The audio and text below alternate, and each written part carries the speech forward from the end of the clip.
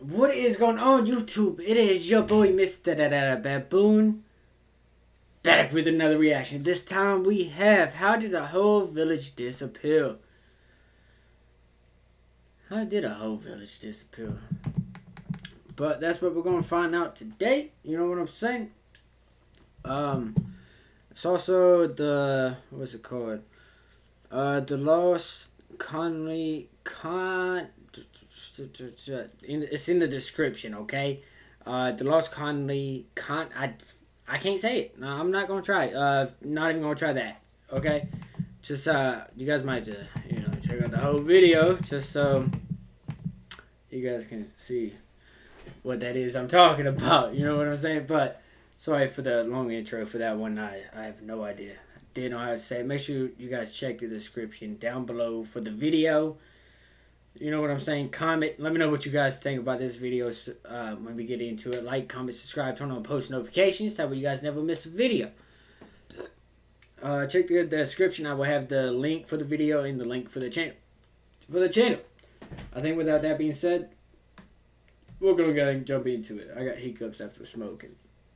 History is quite as tantalizing as the tale of the infamous lost colony of Roanoke. Originally a settlement of over 100 colonists, the English returned 3 years later to their North American colony, only to discover it a mess of Did I start it? There's nothing this world loves more than a good mystery, and there's few mysteries quite as tantalizing as the tale of the infamous lost colony of Roanoke. Originally a settlement of over 100 colonists, the English returned 3 years later to their North American colony, only to discover it a mess of overgrown weeds. Curiously, farm implements and even rifles were left laying on the ground, and strangest of all were the words crow and croatan carved into a tree. But what exactly happened to this near mythological lost colony? Let's travel back in time and find out. The year is 1587 and Governor John White makes landfall in the northern tip of modern-day North Carolina with 117 colonists, 97 men, 17 women, and 9 young boys. This site is not White's first choice, however, as he originally planned to land on Chesapeake Bay further north, which would eventually become the site of the first successful British colony, Jamestown. Ship Captain Simon Fernandez, though, refuses to sail north and forces White and his colonists to set up shop here in Roanoke. Originally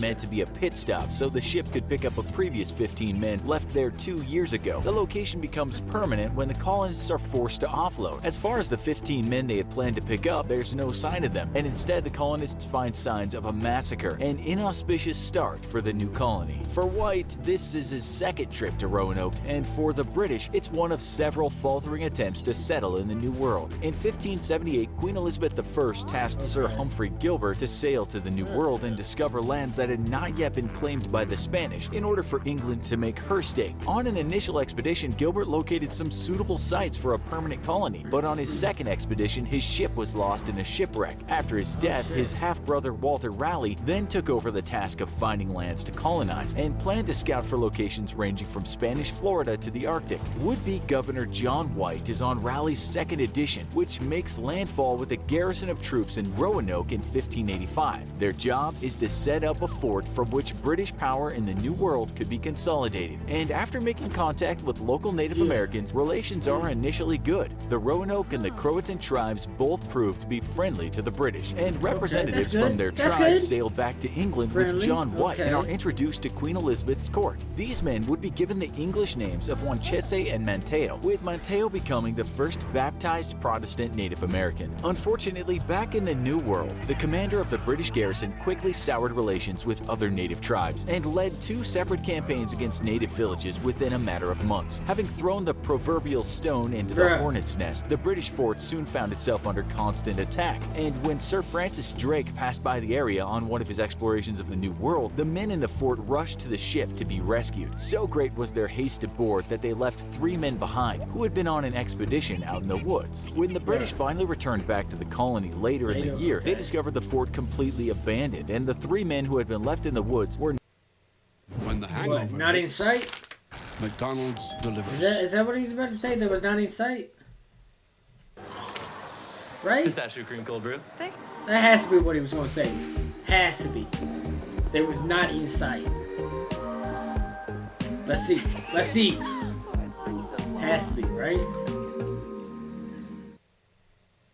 were nowhere to be found. Yeah. Sir Richard Grenville, who had been in command of the first expedition, then decided to leave another 15 men behind to guard the remains of the fort. He gave them 2 years' worth of provisions and then promptly left for England again. It was at this time that John White made landfall in Roanoke, hoping to link up with the 15 men who had been left behind 2 years earlier. To the surprise of nobody, the men were missing, and they too would never be heard from again, having likely been killed by the natives. Despite the hostile locals, ship captain Simon Fernandez nonetheless forced the colonists to stay where they were, and 9 days after landing, colonist George Howe was killed by American Indians while crabbing along the shore. White did not wish to further antagonize the locals, however, and he went to great lengths to repair relations. He did this by using Manteo to help him make peace between the colony and the Croatans, who lived nearby on Hatteras Island. Unfortunately though, Wanchese had soured on the British during his time in England and saw the future arrival of British colonists as an invading force. Legend says that he had participated in the attack on the 15 men left behind the second time on Roanoke. Needless to say, relations with the locals were tumultuous, though the Croatans proved friendly enough thanks to Manteo's intervention. Where the previous 2 colony attempts had failed though, the third began to flourish. Rather than bringing along employees or military troops, White had brought families who had a personal stake in the land they were fighting to cultivate. The success or failure of the colony would mean their own personal success or failure, and thus they had ample motivation to make the attempt work. Soon, the first English baby born in the New World arrived, when on August 18, 1587, Virginia Dare was born to Eleanor Dare and Ananias Dare, John White's daughter and her husband. The colonization attempt was hopeful, and things seemed to be going well enough.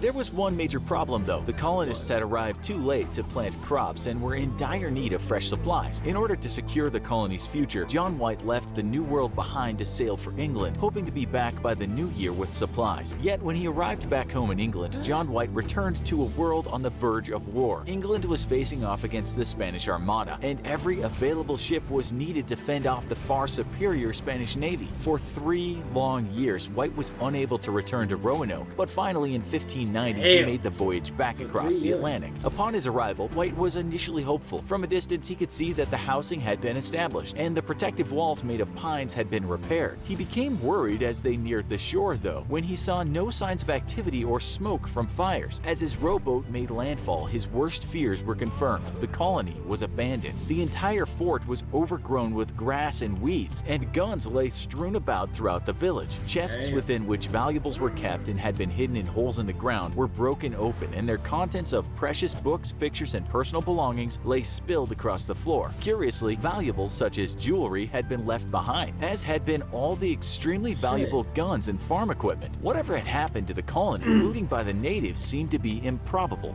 White had instructed his colonists to leave behind a sign in case of emergency, a cross carved into a tree. Instead of the cross, though, White would famously discover 2 other carvings, the first being the letters C, R, and O etched into a tree, and another being the full word Croatan. Upon discovering the carvings, White believed that the settlers had been forced to abandon the colony and moved with Manteo's people, the Croatans, on Hatteras Island, a theory he was unfortunately not able to prove when an approaching storm forced him to set sail back to England. With failing health, White never got a chance to return and rescue his colonists, and he died 3 years later. Theories abound as to what fate befell the colonists, but most believed that John White's original hunch that the entire colony had moved to Mateo's people are probably correct. This is because as part of White's secret code, the colonists were to etch the location of their travel in case they had to leave due to an emergency, and the addition of a cross would signal that the move was in response to a dire emergency. The word Croatan was, however, discovered carved into the wood of a defensive palisade that had been erected to supplement the colony's defenses, meaning that the colonists had clearly been under some threat and preparing for attack. In 2013, an expedition to the Native American settlement on Croatan Island discovered the remains of a European rapier, along with the barrel of a gun, lead shot, scraps of copper, and a piece of drawing slate with a lead pencil. This would lend a great deal of credence to the theory that the colonists had simply moved south with the Croatan people and assimilated into their population. In the 1700s, the discovery of Native Americans with gray eyes who claimed to have been the descendants of white settlers helped confirm the original version of the events. While the British artifacts could very well have been the results of trading with English colonists later on, the discovery of buried trash pits also lends credence to the theory that the Roanoke settlers settlers had made their move here rather than starve alone in the cold winter or face innumerable hostile tribes alone. The trash pits showed an abrupt change in diets from fish and turtles to deer and birds, which could hint at the natives hunting using European guns, which the colonists provided. Despite hostilities against the first two settlements, native tribes were well known to be extremely accepting of outsiders, and over the centuries of the New World's colonization, many former English colonists who joined with native tribes refused to return home and chose to stay with their tribes. The theory that the Roanokans had simply been absorbed in the Croatan tribe is the most likely to be true and the most plausible, while other theories claiming that they were simply massacred could also be true but is more unlikely. Had there been a massacre, then upon White's return, there should have been remains to be found, and yet White and his men discovered none. The disappearance of the colony of Roanoke is likely far more mysterious than it ought to be. All evidence points to the fact that the colonists simply faced starvation and hostile neighbors, and so they moved to the only friendly tribe in the area and made their home with the natives there. Wild theories, however, continue to abound, and our favorite, as usual, involves aliens, because of course it does. In the alien theory, the entire colony, to a man, was abducted by aliens. During our own investigation into the alien theory on Roanoke, we were unable to discover any plausible motivation for why the entire colony was spirited away by alien forces, and whatever the aliens' motivations, it was definitely not because human brains are delicious to eat. So rest easy, and don't worry, because the mystery of Roanoke is nothing more than a bunch of settlers deciding to move in with friendly natives rather than face starvation, and definitely not that they were abducted by brain-eating aliens from the Zeta Reticuli star system. Trust us, there's no pending alien threat to harvest your tasty, delicious brains. And to get your mind off it, you should go camping alone in the wilderness and tell no one where you're going. What do you think happened to the lost